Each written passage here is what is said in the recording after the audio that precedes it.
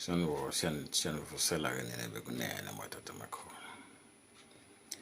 Hayi lapha ngithi ngikhuluma ke lo mfana wasekhaya lo. Yebo mncane kimi. Kodwa ke insizwa yasekhaya. Hoy. Lezi zayo lena ke. Umuntu ngathi nje umuntu othanda umculo kakhulu. Unestudio ke lapha edrobheni eThekwini. Le studio sakhe umuntu lona olwazi oluningi kakhulu lwayitudo zonke. Kanti uyena futhi zonke izitudio ezikhona la KwaZulu Natal. Iningi bonke abangcono ababhampa lapha eminyango.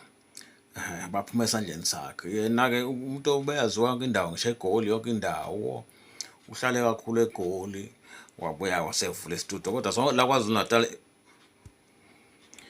uyena phela strong okade odale ngathi zonke izitudio ezikhona zisuka kuyena. Inkinga ekhona inyeke umuntu ongeke wayiqaqa kuye. Angithi umuntu oyiswazi umuntu othanda uhlale athanda ukwakha umuntu. So uhlale njalo akha abantu bantshontshe izinto zakhe mase besuthi bantshontshe nempahla zakhe bahambe nazo. Abuye futhi ekseni uyambona usenayo futhi le nto lokade intshontsho izinto bentshontshe bantshontshe bakwakhe izitudio zabo. So insizwa ekade yena Themvule yakho lasekhaya. Manje ke inkinga yilapho nje umuntu ukulunga umuntu othanda ukwakha umuntu kuhlala kunabantu abaningi bamgebenge aqhubeke kodwa aphile udale kanjalo nje. Isimo sakhe sibukhulu kakhulu. Kodwa ke manje wasekhaya. Unamandla amakhulu. Kumna ngelanga istudio sakhe sibangwa izinkatha ne-ANC khona lapha edrobheni. Sengisho ukuthi insizwa ekade yena Themvula wonke umuntu ogcwele onestudio la usuka kuyena bacebula nje kuyena izinto njalo nolwazi bese emva kalokho umuntu bese evulela sakhe istudio. So nami ke lensizwa iyona ke mina ungena kule studio lesi beqale ngo-2005 mina ngene studio salobhuti wasekhaya. Kodwa ke ngenxa ukuthi kugcwele izigebengu uyasiwe wonke labantu abasebenza nabo bamgebenge bantshontshe nento zakhe. Kodwa still strong. Ngisho ukuthi ke uma unamandla okuzalwa akekho mani angeke akupheli into zakwadlamini. Futhi into ayipheli nje zakhona. So zikhona njalo. So ngithi angivezela abantu ukuthi cha wonke umuntu ombona eziqhenya sekukhuluphele la useke phuma kule nsizwa le. Ukuthi insizwa nje epholile. Manje futhi akanendaba nokuduma. Kodwa nje yonke into ekhona umuntu onestudio la eKwaZulu Natal phuma kule sandla sakhe. Ngithi ngibeke lokho ke madoda amakhulu nikwazi kuphela. Le nsizwa ke le enye insizwa ke engiyaze ngokuba khona kulesa studio. Lesi sakadlamini uRobert. Insizwa enetalent elihle. Nekhono futhi kodwa lonke lekhono layo lakhiwe yena uRobert Dlamini Robert. So nami ke ngenxa yokuthi ke basuka phela lapha bakithi manje bagcina bevule zabe izitudio. Nami ngathatheka ngaya khona ke lapha estudio sabo benqenqa emva ukuthi sebetshontshile lapha bayithatha into zabo lapha bathatha lapha into ezithile bavule zabe izitudio. Bakhuluphale bese bekhupha. Kodwa ke nami ke manje insizwa enhle ekahle ekwenzeni umsebenzi. Kodwa ngagcina ke mina sengithola izinkinga ke manje ngoba manje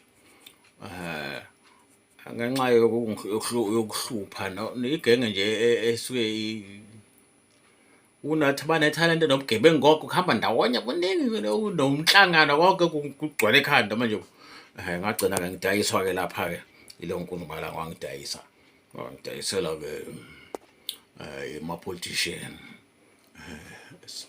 Sengisebenze naye kodwa-ke wonke le ngithola kophi khona lapha ongidayisela-ke ama-politician.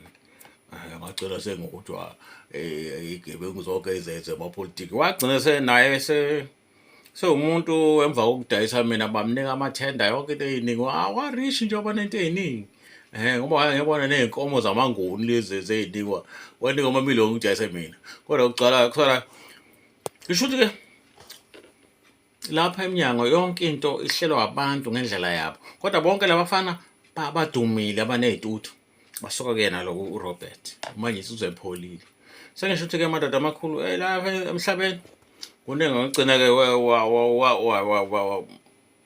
ubona ngahamba ngagcina ngahlala eshathini ngenxa yakhe lo ngoba manje wayesengidayisile phela negeke yakhe le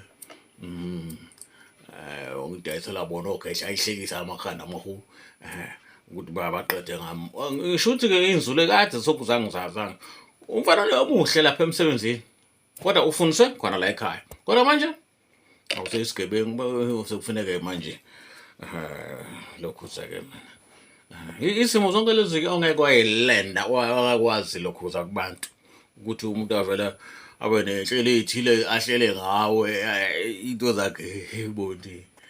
So kodwa-ke ngichaza ukuthi-ke lo engimshoyo lo uRobert ukhiphe yonke ukhiqiza abantu abaningi wagcina eduma lo ngama-gospel yonke indawo lo wonke ama-gospel aseThekwini lokhu uzoyena kodwa bonke basuka kubani usuke kuRobert.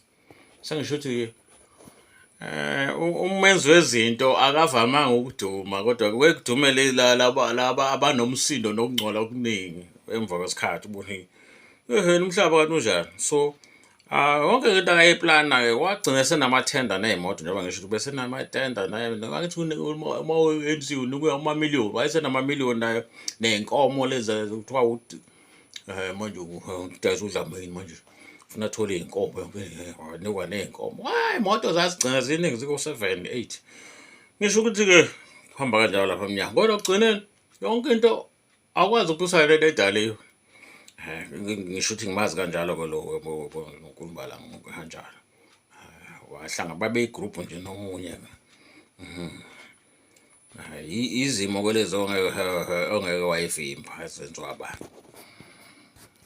Hhayi lapha kuseyibona la bafana imanager le bafana labo uyimanager yakhe nesekela layo-ke le ibona-ke la namanje kusayibona. Ngisho ukuthi-ke lapha kwamculeni kade saba khona inkinga yiyo lokuthi siba nenkinga enjengalena ukuthi umuntu ovela uma ungena esitudiyo umuntu uvela asuke ahlele into zakhe ezinye bese afuna ukuba rich ngawe. Wabona wahlala ngisho ukuthi-ke kubukhuni khona kodwa ukuthola sisaphila. Konke into esuke izanywa umuntu engasile ngenhloso yokuthi mhlawumbe yena kodwa ibona laba abagcina bahlela ukuthi ngize ngibaleke ngingene kuma-politician ukuthi ama-politician kwakuyibona lapha khona esitudiyo.